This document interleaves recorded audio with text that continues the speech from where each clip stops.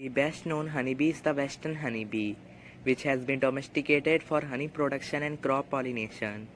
While shooting my documentary, I realized that honeybees are not so aggressive. As long as we do not harm them or tamper with their hive, till then they don't harm us. But we should stay cautious because they defend their nest. If they realize that you are a danger for them, maybe they attack you.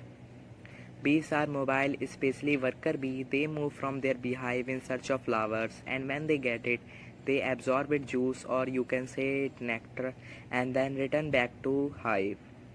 Bees also collect pollen from flowers. They eat it and also feed it to their young ones.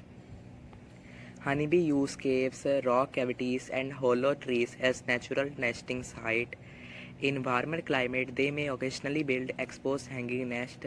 The nest is composed of multiple honeycomb, parallel to each other with a relatively uniform bee space. It usually has a single entrance. So let's talk about what bees do all the day. I have noticed that honeybee might work anywhere from just a few hours to a whole day, depending on its role in the beehive. The worker bee tasked with the daily foraging of nectar or pollen generally spend nearly every hour of daylight outside, but as soon as it gets dark, they head back to the nest and relax. Worker bees whose duties lie within the nest don't have it easy. Either they stay a little busy around the clock, tending to the honeycombs, fanning their wings to keep them and their nest cool, as you can see in the video, but they do take frequent breaks. Bees are also busy if relatively immobile, laying more than 1,000 eggs each day. Drones, by contrast, are quite lazy. They don't leave the hive until early afternoon, at which time they drink nectar. So there is a question arises, how we can identify them?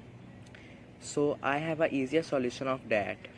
The easier way to identify them is to look on their eyes. Drones have huge eyes that touch at the top of the head. Female worker bees has much smaller eyes that are well separated on the sides of their head. The male eyes are so much larger because they need to find a potential queen in flight. Queen can vary in size, but she is only a slightly larger than a worker bee.